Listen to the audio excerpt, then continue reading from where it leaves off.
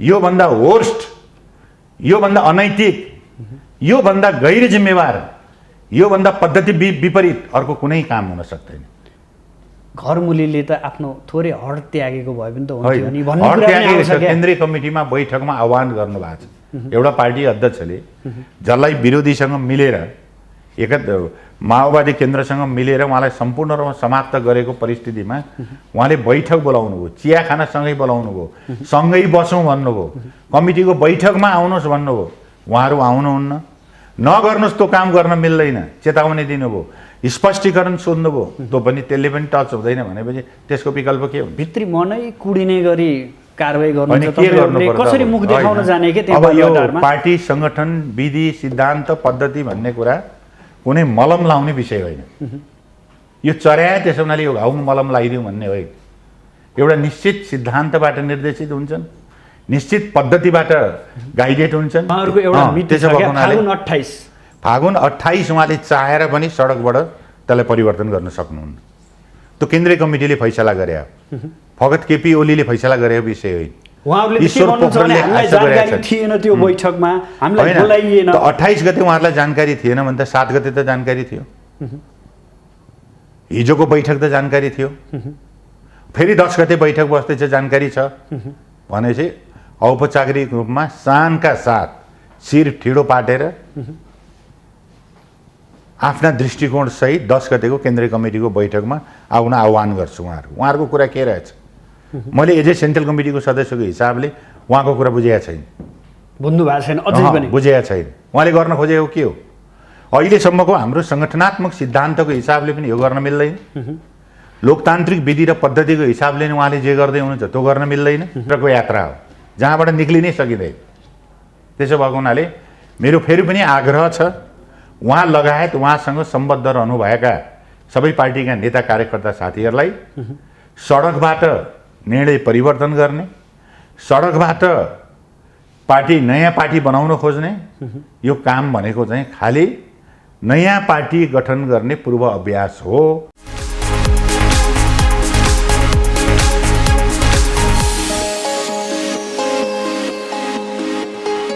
आदरणीय दर्शकबिन नमस्कार।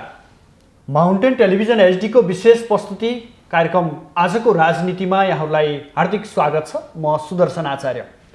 दर्शकबिन, यति बेला नेकपा एमालेको घरभित्रको झगडाले समग्र राजनीति नै तरङ्गित भएको छ।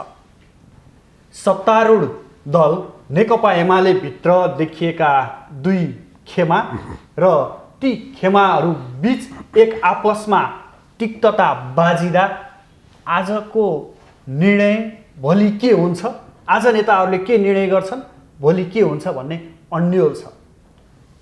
देशलाई समृद्धितर्फ विकासतर्फ डोर्याउनु पर्ने यो समयमा पार्टी भित्रैको केही समूहले वर्तमान सरकार र त्यसका अध्यक्ष केपी शर्मा ओली विरुद्ध विभिन्न किसिमका आलोचनाहरू गर्दै आइरहेको छ। यहाँसम्म कि देशभर नै पार्टीका समानान्तर कमिटी समेत गठन गरेको अवस्था छ। समग्रमा हेर्दा नेकपा एमालेको घरभित्रको झगडाले राजनीति समग्रतामा समेत प्रभाव पारेको छ। किन नेकपा एमालेको झगडा घरभित्र मिल्न सकेन र यसरी छताछुल्ल रूपमा बाहिर प्रस्तुत भइरहेको छ? सोमबार मात्रै 10औं महाधिवेशन आयोजक कमिटी बैठक बस्यो। त्यो बैठकमा समेत वरिष्ठ नेता माधव कुमार नेपाल, झलनाथ खनाल लगायतको समूह बालुवाटारमा उपस्थित भएन। यद्यपि गत फागुन 28 को निर्णयलाई टेक्दै उहाँहरूले त्यो निर्णय नसचिएसम्म, त्यो निर्णय फिर्ता नलिएसम्म बैठकमा नजाने भनेर अडान राख्दै आउनु भएको छ। वास्तविकता के हो र अब नेकपाको बाटो कता जाँदैछ? आज हामी यावत विषयमा चर्चा गर्नेछौँ।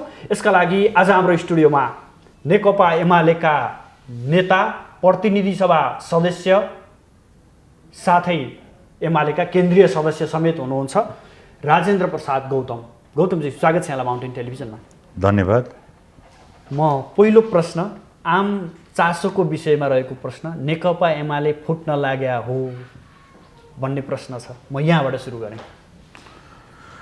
अब के छ भन्दाखेरि पहिलो कुरा चाहिँ अब पार्टी बैठकमा नआउने, औपचारिक ढङ्गले पार्टीको अध्यक्ष र महासचिवले बोलाएको बैठकमा नआउने, समानान्तर गतिविधिहरू गर्ने, समानान्तर कमिटीहरू बनाउने, अलग भेला गर्ने भनेको चाहिँ पार्टी डिभिजनको पूर्व अभ्यास गरिरहनु भएको छ उहाँहरूले। पार्टी डिभिजनको पूर्व अभ्यास प्रचण्डजीको या नेकपा माओवादी केन्द्रको बैशाखी टेकेर पार्टी डिभिजनको पूर्व अभ्यास हो यो। त्यसो हुनाले पार्टी फुट्छ कि फुट्दैन, अन्त उहाँहरू पार्टीमा रहनुहुन्छ कि रहनुहुन्न उहाँहरूले जान्ने कुरा हो।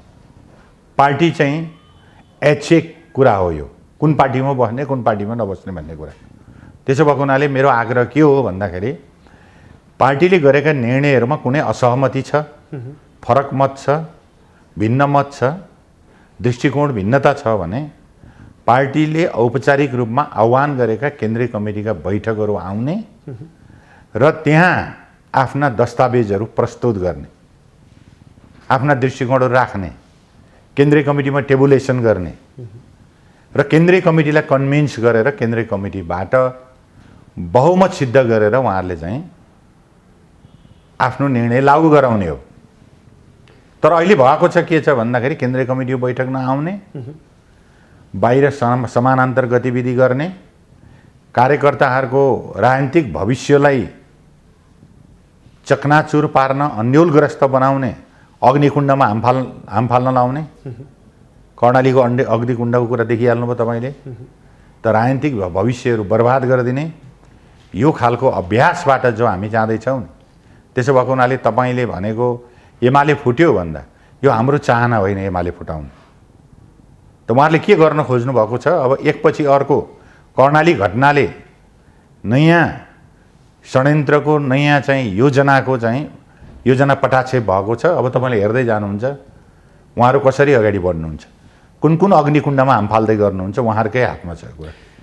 15 वर्षसम्म पार्टीको नेतृत्व सम्हालेको व्यक्ति, हजुर, पक्कै पनि उहाँले त पार्टी बनाउँछु भनेर हिँड्नुभयो होला नि। उहाँले त पार्टी बिगार्न, नेकपा एमालेलाई तहस नहस पार्न त उहाँ त पक्कै लाग्नु भएको छैन। होइन, म पार्टी बनाउने हो भने केन्द्रीय कमिटीको बैठकमा जोइन गर्ने, आफ्ना विषयहरू, आफ्ना गम्भीर असहमतिहरू, आफ्ना भिन्न दृष्टिकोणहरू, विचारहरूलाई औपचारिक रूपमा केन्द्रीय कमिटीमा टेबुलेसन गर्ने हो, त्यहाँ छलफल गराउने हो। उहाँहरूको एउटा मिति छ क्या, फागुन 28 उहाँले चाहेर पनि सडकबाट त्यसलाई परिवर्तन गर्न सक्नुहुन्न। त्यो केन्द्रीय कमिटीले फैसला गरे हो, फगत केपी ओलीले फैसला गरेको विषय होइन। ईश्वर पोखरेलले जानकारी थिएन त्यो बैठकमा, हामीलाई बोलाइएन। 28 गते उहाँहरूलाई जानकारी थिएन भने त 7 गते त जानकारी थियो, हिजोको बैठक त जानकारी थियो, फेरि 10 गते बैठक बस्दैछ जानकारी छ भनेपछि औपचारिक रूपमा शानका साथ शिर ठिडो पाटेर आफ्ना दृष्टिकोण सहित 10 गतेको केन्द्रीय कमिटीको बैठकमा आउन आह्वान गर्छु। उहाँहरूको कुरा के रहेछ, मैले एज ए सेन्ट्रल कमिटीको सदस्यको हिसाबले उहाँको कुरा बुझेको छैन, बुझ्नु भएको छैन, अझै पनि बुझेको छैन। उहाँले गर्न खोजेको के हो, अहिलेसम्मको हाम्रो सङ्गठनात्मक सिद्धान्तको हिसाबले पनि यो गर्न मिल्दैन, लोकतान्त्रिक विधि र पद्धतिको हिसाबले नै उहाँले जे गर्दै हुनुहुन्छ त्यो गर्न मिल्दैन, र पार्टीको विधान अनुसार पनि उहाँहरूले जे गर्दै हुनुहुन्छ त्यो गर्न मिल्दैन। यति मात्रै होइन, अन्तर्राष्ट्रिय कम्युनिस्ट आन्दोलनमा भएका अभ्यासहरूले पनि यो गर्न मिल्दैन। तर संसदीय राजनीतिको इतिहासको सम्पूर्ण अभ्यासहरूलाई हेर्दा पनि त्यसको परम्परा र अभ्यासको हिसाबले पनि यो गर्नु मिल्दैन। पार्टीको मैले त्यही भन्दैछु, विधान त तपाईहरुले मिच्नु भएको छ रे के, अध्यक्ष ओलीले मिच्नु भएको छ रे। उहाँ मिचेको छ भने सेन्ट्रल कमिटीको बैठक आजसम्म त आउनु भएन, 10 गतेमा आउनुस्, त्यसलाई सच्याउनुस्। कहाँ मेट्नु भयो त केपी ओलीले। यो केपी ओलीको निर्णय होइन, सर्वप्रथम मैले यो बुझ्न तपाईँ मिडियाका साथीहरूलाई पनि भन्न चाहन्छु, 264 जना केन्द्रीय कमिटीका सदस्य मध्ये एब्सोल्युट 80% भन्दा बढी सेन्ट्रल कमिटीका सदस्यले गरेको निर्णय हो यो। तर उहाँहरूले किन पत्याउनु भएन यो कुरा? पत्याउनु भएन भने त उहाँहरू कुन बाटो हिँड्दै हुन्छ, तपाईँ बाटो हेर्नु न। उहाँहरू त प्रचण्डको बैशाखी टेकेर, माओवादी केन्द्रको बैशाखी टेकेर देशभरि समानान्तर कमिटीहरू बनाएर, माधव नेपाल जस्तो मान्छेलाई प्रचण्डको बैशाखी टेक्न आवश्यक छ भने टेक्नुपर्ने आवश्यकता उहाँले आफैले सिर्जना गर्नुभयो। हामीले त यही पार्टीमा बस्नुहोस्, पार्टीको अध्यक्ष हुनुहोस् भनेर उहाँलाई भनेको नम्र निवेदन गरे। तपाईँको योग्यता क्षमता बाँकी जतिमा लगाउनुहोस् पार्टीमा, भावी अध्यक्षको रूपमा, भावी प्रधानमन्त्रीको रूपमा आफूलाई प्रोजेक्सन गरेर केन्द्रीय कमिटीमा फर्कनुहोस्। तपाईँलाई कसले उकासिरहेको छ? जुन बाटोबाट तपाईँले यात्रा गर्दै हुनुहुन्छ नि, त्यो अँध्यारो सुरुङभित्रको यात्रा मात्रै हो। म तपाईँहरूको टिभी मार्फत भन्न चाहन्छु, यो माधव नेपालको यात्रा अँध्यारो सुरुङभित्रको यात्रा हो, जहाँबाट निक्लिनै सकिँदैन। त्यसो भएको हुनाले मेरो फेरि पनि आग्रह छ, उहाँ लगायत उहाँसँग सम्बद्ध रहनुभएका सबै पार्टीका नेता कार्यकर्ता साथीहरूलाई सडकबाट निर्णय परिवर्तन गर्ने, सडकबाट पार्टी नयाँ पार्टी बनाउन खोज्ने यो काम भनेको चाहिँ खालि नयाँ पार्टी गठन गर्ने पूर्व अभ्यास हो। उहाँले त्यो भन्न सकिरहनु भएको छैन, तर काम चाहिँ त्यही गरिरहनु भएको छ। त्यसले मेरो चाहिँ के अरे भनौँ, मेरो एउटा दलिल हो, जिकिर हो र तथ्यहरूले त्यही भन्छ। त्यसो भएको हुनाले उहाँले यो पार्टीको केन्द्रीय कमिटीको बैठकमा फर्कनुको अर्को कुनै बाटो छैन। एमालेमा उहाँले नेतृत्वमा रहने हो भने सम्भावना देख्नुहुन्छ उहाँ फर्कने होइन। उहाँले जुन बाटो उहाँले लिँदै हुनुहुन्छ, उहाँले आफूले तयार गरेको बाटो होइन यो। अनि तपाईँहरूले कारबाही गर्ने होइन, कारबाही त उहाँले अब पार्टी अध्यक्षलाई 4 चोटि कारबाही गर्नुभयो, पार्टीको सङ्गठित सदस्य एउटा गर्नुभयो, समानान्तर कमिटी बनाएर हिँड्नुभयो, च्यालेन्ज गर्नुभयो। त्यो त नेकपा रहँदाका कुरा भए, नेकपा एमाले आइसकेपछि होइन, एमाले आएपछि समानान्तर गर्नु भएन उहाँले। तपाईँले समानान्तर कमिटीका राष्ट्रिय अध्यक्षहरूको इन्टरभ्यू क्रिया प्रतिक्रिया लिएको हामी देखिरहेको छौँ त। मिडियाका साथीहरूलाई पनि धेरै धेरै ठुलो भ्रम छ। देशभरिबाट 200-400 मान्छे एक ठाउँमा भेला गरेर पूर्व प्रधानमन्त्री भइसकेको, पार्टीको महासचिव भइसकेको मान्छेले केही मान्छे यसले पार लाउँछ कि भनेर आउनु त स्वाभाविक हुने कुरो। यहाँभित्र स्वार्थ के छ? स्वार्थ भनेको पार्टीको सत्ता केन्द्रित स्वार्थ छ। पार्टीको सत्तामा म बस्ने हो, जोसँग चुनाव हारेको छ उसँग चाहिँ तँलाई कुर्सी छोड भनेर पढ्न मिल्छ? सिद्धान्त होइन यो के को सिद्धान्त हुन्छ? यहाँ सिद्धान्तको स पनि छैन, सङ्घर्षको स पनि छैन, सङ्गठनको विधि पद्धतिको हिसाबमा त्यो सङ्गठनको स पनि छैन।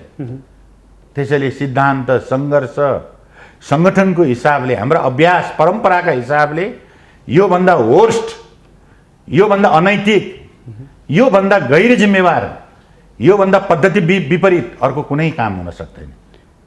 घरमुलीले त आफ्नो थोरै हड त्यागेको भए पनि त हुन्थ्यो नि भन्ने कुरा पनि आउँछ। केन्द्रीय कमिटीमा बैठकमा आह्वान गर्नुभएको छ एउटा पार्टी अध्यक्षले, जसलाई विरोधीसँग मिलेर माओवादी केन्द्रसँग मिलेर उहाँलाई सम्पूर्ण रूपमा समाप्त गरेको परिस्थितिमा उहाँले बैठक बोलाउनु भयो, चिया खाना सँगै बोलाउनु भयो, सँगै बसौँ भन्नुभयो, कमिटीको बैठकमा आउनुहोस् भन्नुभयो।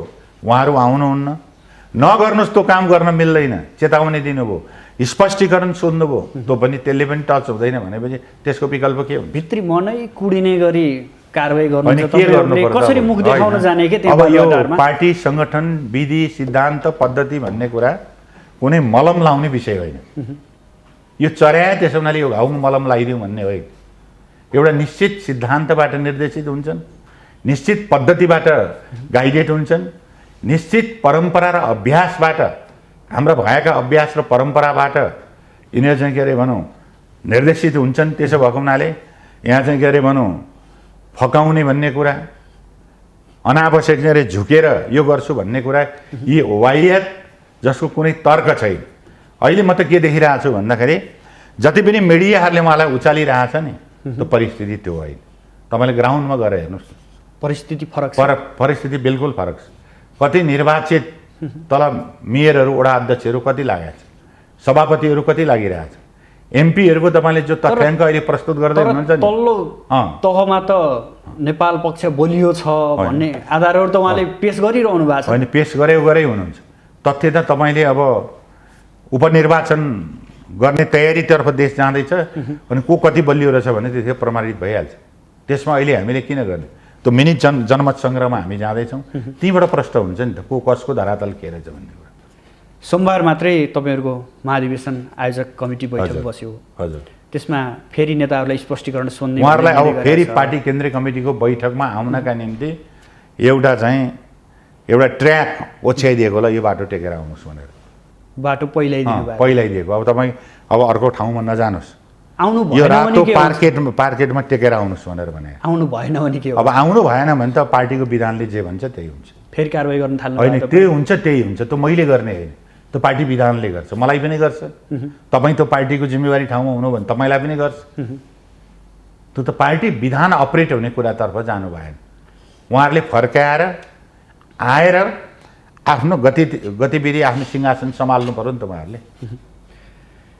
प्रधानमन्त्रीले राजनीतिक प्रतिवेदन पनि पेश गर्नुभएको थियो। हजुर, त्यसका जिस्टहरू बताइदिनुहोस् न थोरै के छ। होइन, त्यो त राजनीतिक प्रतिवेदन भनेको त अहिलेको पोलिटिकल सिचुएसनमा त्यो माओवादी र हाम्रा बिचको पार्टी एकताको 3 वर्षको एउटा परिस्थिति कस्तो रह्यो, के विषयमा हाम्रा चाहिँ मुद्दाहरूमा डिफर रहे, त्यसपछि माधव कमलको नेतृत्वमा जसरी समानान्तर गतिविधि बनाउँदाखेरि त्यसको इम्प्याक्ट के रह्यो र आगामी दिनमा चाहिँ हाम्रा चुनौती के छन्, हामी कसरी अगाडि जाने, हाम्रा चाहिँ के अरे भनौँ कार्यभार के हुन्, अब सङ्गठनात्मक कामको व्यवस्थापनको सन्दर्भमा हामीले कसरी पार्टीलाई अरू बढी बलियो र सबल बनाउने, जिल्लाव्यापी र गाउँव्यापी र वार्डव्यापी रूपमा पार्टीको सञ्जाल कसरी विस्तार गर्ने, यो हिसाबले चाहिँ प्रतिवेदनले समग्रतामा हाम्रो ओरिएन्टेसन, हाम्रो बाटो, आगामी कार्यभारलाई स्पष्ट गरेको छ। हिजोको बैठकमा लामो समयसम्म माधव कुमार नेपालको साथ दिएका नेताहरू पनि केही उपस्थित हुनुहुन्थ्यो भन्ने कुरा अर्को चर्चामा थियो। यसले के सङ्केत गर्दैछ? उहाँहरू क्रमशः फर्कने क्रममा हुनुहुन्छ। यो अँध्यारो सुरुङभित्र हिँडेर हाम्रो वरिष्ठ नेता माधव कुमार नेपालजीको नेतृत्वमा यो अँध्यारो सुरुङको यात्रा हिँडेर राजनीतिक गन्तव्य पहिल्याउन सकिँदैन। त्यसो हुनाले गन्तव्य यही नै हो। असहमतिका बावजुद पनि हामी यहीँ बसेर अगाडि जान्छौँ भन्ने साथीहरूले भोकल्ली भन्नुभएको छ। आउनुहुन्छ साथीहरू आउनुहुन्छ, नआएर विकल्पै छैन। कि त समानान्तर अर्को पार्टी गठन गरेर माओवादीसँग एकता गरेर अगाडि जानु पर्यो, कि त फर्केर सबभन्दा राम्रो चाहिँ फर्केर नेकपा एमालेमा आउने। त्यताको सम्भावना यहाँले कतिको देख्नु भएको छ? फर्केर नेकपा एमालेमा आउने, व्यापक र भीषण वैशाखी सङ्घर्ष यहीँ गर्ने, आफ्ना लागेका कुरा यहीँ भन्ने, बहस यहीँ गर्ने, अन्तर्क्रिया यहीँ गर्ने, दृष्टिकोण बनाउन मद्दत गर्ने, पार्टी केन्द्रीय कमिटीको नेतृत्वमा चाहिँ के अरे भनौँ बहुमत सिद्ध गर्न खोज्ने। आखिर पार्टीभित्रको लडाइँ यही नै हो, अर्को बाटो छैन। यो नेपालका कम्युनिस्टहरू सधैँभरि एक ठाउँमा बस्न सक्दैनन्। टुटफुटका विगतका घटनाले पनि देखाउँछ। यही घटना अहिले दोहोरिन लागेको हो नेकपा एमाले भित्र। होइन, अब पार्टीभित्र विचारको प्रश्न गौड बनौ, सिद्धान्तको प्रश्न गौड बनौ, कुर्सीको प्रश्न मेजर बनौ भने, कुर्सीको प्रश्न निर्णायक बनौ भने सबै नेतालाई प्रधानमन्त्रीको कुर्सी चाहियो, सबै नेतालाई पार्टी अध्यक्ष हुनुपर्ने परिस्थिति आयो। तपाईँले कुन मुद्दामा केन्द्रित भएर बहस गरिरहनु भएको छ? माधव नेपालले उठाएको राजनीति के हो, कुन सिद्धान्त हो? त्यो कुराको टुङ्गो बुङ्गो नै केही छैन। हामी पनि एमाले भनिदिएको छ। कुन विधिले, कुन चाहिँ संवैधानिक प्रक्रियाले, कसले नेकपा एमाले आज माधव नेपालको ले नेतृत्व गरेको समूहमा जान्छ? चुनाव चिन्ह सूर्य कसरी जान्छ त्यहाँ? पार्टी कसरी त्यहाँ पुग्छ? तर लामो समयसम्म पार्टी बनाउन त लागेकै नेता होइन। त्यसमा त हामीले उहाँलाई एकदम रेड सेल्युटै गरेका छौँ। यो पार्टी निर्माण गर्नमा पार्टीको वरिष्ठ नेताको हिसाबले, हिजो पार्टीको प्रमुख नेताको हिसाबले उहाँको योगदान अतुलनीय छ। राम्रो भूमिका गर्नुभयो, भूमिका पनि गर्नुभयो। अन्तमा छोड्ने बेलामा यो पार्टीलाई सबैभन्दा कमजोर बनाएर कम सिट सङ्ख्या ल्याएको पार्टीको रूपमा पनि 64मा तपाईँले देख्ने भयो। त्यो ल्याएर आफै म सङ्गठन चाहिँ के को नेतृत्व गर्न सक्दिनँ हो भनेर उहाँ हट्नुभयो। त्यो दुइटै तथ्य हेर्नु पर्यो हामीले। ठिक छ, यो मानेमा अध्यक्षज्यू र वरिष्ठ नेताबीच वार्ता भएन रे। तपाईँहरू जस्ता दोस्रो तहका नेताहरूले पनि यसो मिलाउने प्रयास हामीले भगीरथ प्रयत्न गऱ्यौँ। हेर्नुहोस्, भेट्नु भएको छ तपाईँले माधव नेपाललाई पछिल्लो समय? भेट्ने चाहिँ के अरे अब प्रतिनिधि मण्डल गरेर साथीहरूले भेट्नुभयो। तर हामीले माधव नेपालसँग नजिक रहेका साथीहरू र हाम्रा केपी ओलीसँग सम्बद्ध रहेका साथीहरूसँग हामीले एक पटक होइन 10औं पटक 12औं पटक अन्तर्क्रिया छलफल गऱ्यौँ। र माधव कमरेडलाई उहाँले जुन खालको दृष्टिकोण बनाइरहनु भएको छ त्यसबाट लक्ष्य हासिल हुन सक्दैन। उहाँलाई चाहिँ यतै फर्काएर लिएर आउँ, उहाँलाई यो स्थितिको बारेमा जानकारी गराउँ, उहाँलाई पार्टीको नेतृत्वमा केपी पछि पार्टीको नेतृत्वमा स्थापित गरौँ भन्ने हिसाबले व्यापक अन्तर्क्रिया गरियो, व्यापक छलफल गरियो। भित्री गुदो के छ बताइदिनुहोस् न, माधव नेपाल के भन्नुहुन्छ? गुदो उहाँले उतातिर आउनु, वार्तामा आउनुभएका साथीहरू, हामी यतामा वार्तामा भएका साथीहरूलाई सँगै राखेर उहाँले चाहिँ के अरे भन्नु कुरा गर्नु भएन। हाम्रा साथीहरूसँग मात्रै राखेर कुरा गर्नु। उहाँलाई चाहिँ अब के छ अब त्यो त भन्न सकिनँ मैले उहाँको मनको कुरा, उहाँ त भनाइ हुनुहुन्छ। त मेरो आग्रह के हो फेरि पनि भने उहाँ नेकपा एमालेमा फर्किनुको विकल्प छैन। नफर्किनु भनेको समानान्तर गति बनाएर नयाँ पार्टी खोल्ने, माओवादीसँग एकता गर्ने, चुनावी मोर्चा छुट्टै बनाएर अगाडि जाने भन्नेमा त उहाँहरूले रोडम्याप फ्यालै हुनुहुन्छ। स्थिति त त्यही हो। अनि प्रधानमन्त्रीले बैठकमा भन्नुभएको छ अब चुनावी तयारी गर्नुहोस् है साथीहरू भनेर भन्नुभएको छ, निर्देशन दिनुभएको छ भनेर केही नेताहरूले बताउनु भएको थियो। होइन, अब फेरि निर्वाचन जाँदैछ। होइन, निर्वाचनमा नगएर कहाँ जानुहुन्छ तपाईँले? प्रधानमन्त्रीजीले त भनेकै हो त, मलाई सत्ताबाट जोर जबरजस्ती हटाउन कोसिस गरियो भने पार्लियामेन्टमा अस्थिरता उत्पन्न हुन्छ। एउटा मेजोरिटी कमान्ड गरेको, झन्डै 2/3 बहुमत कमान्ड गरेको दलको नेतालाई जोर जबरजस्ती त्यहाँबाट हटाउन खोजियो भने त्यसले पार्टीमा विग्रह सृजना गर्छ, नयाँ चुनौतीहरू थप्छ, संसदभित्र अस्थिरता उत्पन्न हुन्छ, नयाँ गठजोडको सरकार बनाउनु पर्ने, अपवित्र गठबन्धन गर्नुपर्ने ठाउँमा पुर्याउँछ भनेर उहाँले त पूर्व उद्घोषै गरे। त आज त्यही ठाउँमा त जाँदैछौँ हामी। त उहाँको यो भिजनरी प्रधानमन्त्रीलाई हटाएर अर्को नेतृत्वमा पठाउने भनेर सत्ता समीकरणका खेलहरू त भइरहेको छ काङ्ग्रेसको नेतृत्वमा। त्यो त हुने नै भइगयो। त्यो त अब सक्दाखेरि गर्ने हो। त्यो कुरा सम्भावना यहाँ देख्नु न, यो पनि म देख्दिनँ अहिले तत्काल। सक्ता गर्ने हो। राजनीति भनेको चाहिँ के छ भने व्यक्तिको अहिलेको नेपाली राजनीतिको गठजोड, शक्ति सन्तुलन, त्यसले पार्ने प्रभाव, त्यसका अन्तर सम्बन्धहरूलाई केलाएर अबको भावी बाटो तयार गर्ने हो। हामी कसरी अगाडि बढ्छौँ भन्दा अहिलेको सिचुएसनलाई हामीले के गर्न अनुमति दिन्छ त्यो दिने हो। तर अहिले सिचुएसन हेर्दाखेरि केपी ओलीलाई अहिले भर्खरै ढालेर अगाडि जान सक्ने मैले स्थिति देख्दिनँ। हामीले त भन्दै के खोले माओवादीलाई समर्थन फिर्ता ल्याऊ, मिलेर अविश्वासको प्रस्ताव लिएर आऊ। किन आनाकानी गरेछ माओवादीले? हामी किन सामाना आनाकानी तयार गरिरहेछ? गर्छौँ। यही तपाईँलाई निर्वाचन आदि चिजले तोड पडेर होला, आतङ्क भएर होला। त्यसैले हामीले अहिले निर्वाचनको वातावरण त उपनिर्वाचन गर्नै पर्ने भयो र 1 वर्षभित्र स्थानीय निकायको निर्वाचन आउँदैछ अनि झन्डै 20 महिना 21 महिनाभित्र चाहिँ प्रतिनिधि सभाको चुनाव आउँदैछ भने चाहिँ अब चुनावमा केन्द्रित गरेर सङ्गठनहरू निर्माण गर्न तपाईँहरू लाग्नुहोस्। सुदृढ सङ्गठनले मात्रै चुनाव चाहिँ हाँक्न सक्छ भन्ने हिसाबले उहाँले चाहिँ एउटा महत्त्वपूर्ण कार्यभारभित्र उपनिर्वाचन आगामी चुनावको बारेमा पनि त्यो कुरालाई उल्लेख गरेर लिएर आउनु भएको छ। त्यसैले कुनै लुकाएर ल्याएको कुरा भएन नि, यो त रिटर्न डकुमेन्टमा छ। त्यसो भएको हुनाले प्रधानमन्त्री फेरि चुनावमा जाने हो, यो आतङ्क किन? प्रधानमन्त्री फेरिने सम्भावना यहाँले देख्नु भएन? पर आज देखिँदैन म। हुनै नसक्ने भन्ने त अजम्मेरी त कोही हुँदैन। प्रधानमन्त्री त संसदको गणितको खेलले परिवर्तन हुने कुरा हो। कर्णालीको जस्तै दोहोरियो भने के परिवर्तन हुन सक्ने त्यो खेरियो भने उहाँहरू त तयारै हुनुहुन्छ। अग्निकुण्डमा हाम फाल्न तयार हुनुहुन्छ भने त त्यो पनि त हामी हेर्न तयारै छौँ। सामना चाहिँ गर्न तयार हुनुहुन्छ, त्यो सामना गरेर अगाडि जाने। अर्को कुरा नि नेपाली कङ्ग्रेसले प्रतिनिधि सभा विघटनका विरुद्ध जसरी आवाज उठाइरहेको थियो हिजोको दिनमा, हजुर, त्यहाँभित्र पनि दुईवटा कुराहरू उठिरहेछ। एउटा चाहिँ होइन निर्वाचनमै जानुपर्छ भनेको छ सभापति शेरबहादुर देउबा निकटका नेताहरूले, र देउबा र ओलीको साँठगाँठ छ पनि भनिन्छ। के देख्नुहुन्छ यहाँले त्यहाँ? होइन, दुईवटा कुरा छ त्यसमा। अब साँठगाँठ कसको के छ त्यो धेरै महत्त्वको कुरा होइन। नेपाली कङ्ग्रेसको अहिलेको प्राइम एजेन्डा के हो? महाधिवेशन हो। यो त हामीले विश्लेषण गर्ने कुरा हो। उहाँहरूको आन्तरिक सङ्गठनको के प्लानिङ छ त्यो उहाँहरूले बताउने कुरा हो। तर हामीले बाहिरबाट हेर्दाखेरि नेपाली कङ्ग्रेसको आजको प्राइम एजेन्डा भनेको पार्टीको महाधिवेशन हो।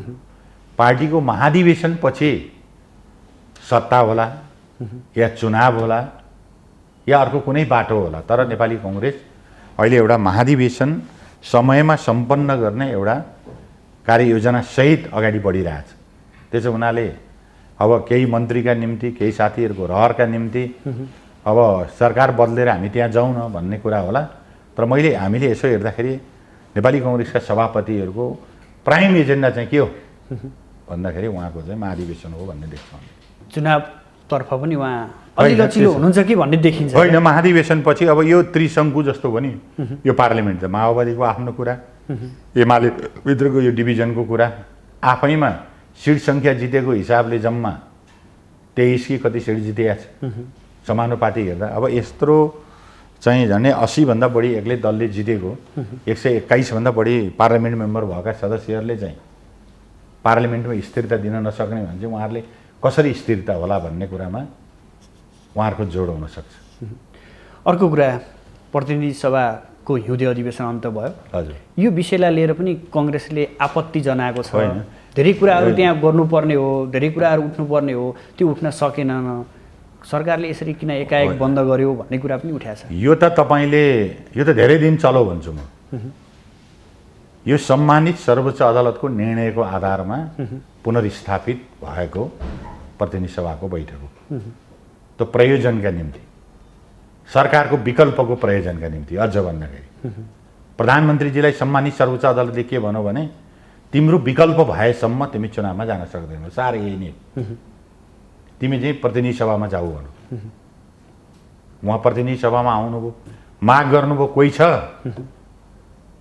सरकार बनाउन सक्ने, कोही छ मेरो समर्थन फिर्ता ल्याऊ भनेर उहाँले भन्नुभयो। तर मान्छे बोल्दैन, गतिविधि गर्दैन। भनेपछि अब यो त धेरै लामो समय छ। अब यसलाई चाहिँ प्रमुख प्रतिपक्ष अरूसँग सबैसँग सल्लाह गरेर फलान दिन बन्द गरौँ है भन्ने होइन। यसको त औचित्य समाप्त भइसकेको थियो विकल्प प्रस्तुत नगरेपछि। बेलैमा हुनुपर्थ्यो। यो विधान अधिवेशनको रूपमा चाहिँ बोलाएको अधिवेशन होइन, तर प्राविधिक हिसाबमा यो विधान अधिवेशन हो। तपाईँले भने जस्तो स्टे अर्डर गरेर भनौँ, निर्णयका अनुसार जवाबदेहिता भएन भन्ने आरोप छ क्या, जनमोर्चाले पनि आरोप लगाइरहेको छ। होइन, त्यो ठिक छ। उहाँहरूको अब आफ्नो उद्देश्य पुरा गर्नका निम्ति संसद कामयाबी भएन। उहाँलाई सहजतापूर्वक केपी ओलीले राजीनामा दिएर भागिदिएदेखि हामीले अर्को सरकार बनाउँछौँ भन्ने उहाँले राखेको हो, सपना देखेको हो, पूजा गरेको हो। अब केपी ओली त्यसरी जान तयार हुनु भएन। दुईवटा विकल्प ल्याऊ भन्नुभयो। एउटा कि त बहुमत पुर्याएर संसद ल्याऊ, विश्वासको अविश्वासको मत ल्याऊ, हटाऊ। म विश्वासको मत लिएर चाहिँ जान्छु। ती हराउन मलाई त प्रक्रियाबाट आएको प्रधानमन्त्री, म प्रक्रियाबाट मात्रै हट्न चाहन्छु। तर त्यो गर्ने आँट कसैको अब देखिएन। अनि त्यसको आधारमा अब केपी ओलीको विरोध गर्नु, अर्कोको विरोध गर्नु त के दम रह्यो र? म प्रक्रियाबाट आएको प्रधानमन्त्री हुँ, म प्रक्रियाबाट मात्रै हट्छु भने त उसको अधिकारको कुरा हो त। अविश्वासको विश्वास फिर्ता लिएको भए विश्वासको मत लिनु पर्थ्यो। या चाहिँ के अरे भने उसलाई समस्या के रह्यो भने अविश्वासको प्रस्ताव त्यति बेला मात्रै लिएर आउने जति बेला पास हुन्छ, अनि त्यसपछि मात्रै विश्वासको मत फिर्ता लिने भन्ने चाहिँ उहाँहरूको कुरा थियो। त्यसमा उहाँ सफल हुनु भएन। हस्, यहाँसम्म आइदिनु, आफ्नो महत्त्वपूर्ण समय र महत्त्वपूर्ण विचार अभिव्यक्त गरिदिनु भयो, यसका लागि यहाँलाई विशेष आभार। आदरणीय दर्शकबिन, आज हामी समसामयिक राजनीति र त्यसभित्र नेकपा एमालेका गतिविधि र अबको सत्ता समीकरण र प्रधानमन्त्रीले चालेका कदममा केन्द्रित रहेर आजको बहस सञ्चालन गऱ्यौँ। यसका लागि आज हाम्रो स्टुडियोमा नेकपा एमालेका नेता, प्रतिनिधि सभा सदस्य, केन्द्रीय सदस्य समेत हुनुहुन्छ राजेन्द्र प्रसाद गौतम। भोलि नयाँ अतिथि र नयाँ विषयवस्तुका साथ उपस्थित हुनेछौँ। आजलाई भने बिदा दिनुहोस्। नमस्कार।